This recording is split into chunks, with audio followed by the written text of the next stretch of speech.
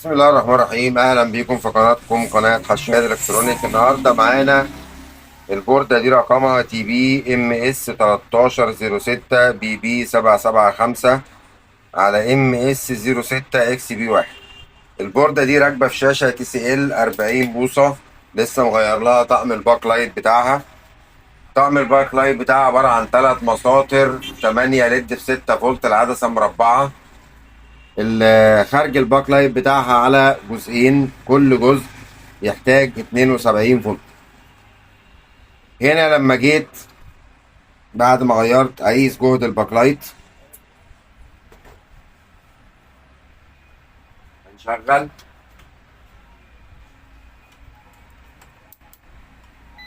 وهنقيس جهد الاضاءة هنا.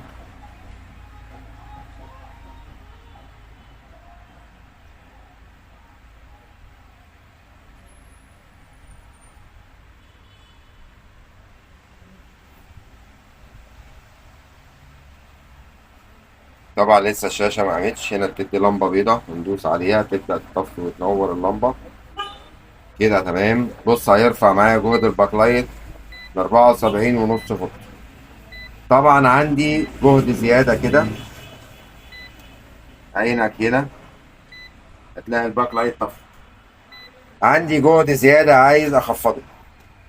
الطريقة التقليدية في البرد الصيني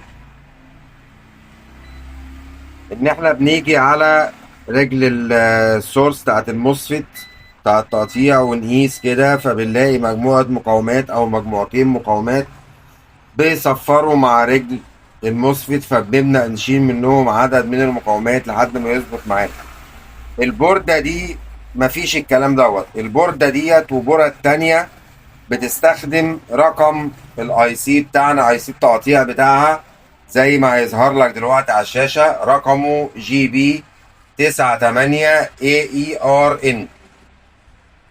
لما نكونوا شغالين برقم الاي سي دوت، الطريقة بتاعت رفع مقاومات سورس الموسفيت دي ما بتنفعش معانا.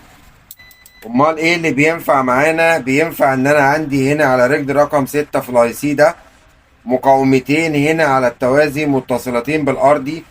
رجل رقم 6 ديت في الداتا شيت بتاعته اسمها اي 6، وعندي متصل بيها مقاومتين على التوازي متصلتين بالارضي. فلما بيصادفنا اي سي التقطيع ده في الشاشات دي بيكون ليه طريقة تخفيض جهد واحدة بس، هقول لك عليها دلوقتي. بص كده معايا، ادي طرف رقم 6 وادي مقاومتين من الناحية دي واصلين اهمت برجل رقم 6. ولما انزل على الارضي الاقي الطرف التاني من المقاومات متصل بالارض. فالرقم ده من الايسيات او الموديل ده من الايسيات منتشر في تي سي ال وفي شاشات اخرى من الشاشات اللي بيعملها العربي، اللي بيكون البرد بتاعتها 3 في 1 او 4 في 1. فطريقة التخفيض جهد الباكلايت هنا بتكون كالآتي: إن أنا باجي على رجل رقم 6 في الأي سي دوت، بلاقيها متصلة بمقاومتين. باجي بكل بساطة كده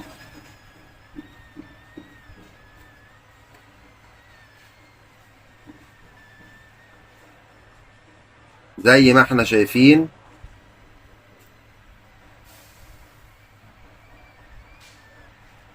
وبرفع مقاومة منهم. أصبحت عندي مقاومة واحدة بس هي اللي بتكون متصلة بالأرضي، والتانية أنا رفعتها اهي زي الفل. تعالى بقى كده نقيس الخارج بتاعنا وصل لحد كام. هنوصل إضاءة، بسم الله.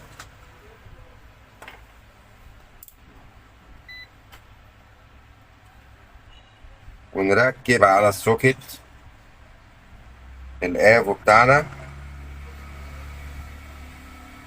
ونضغط باور.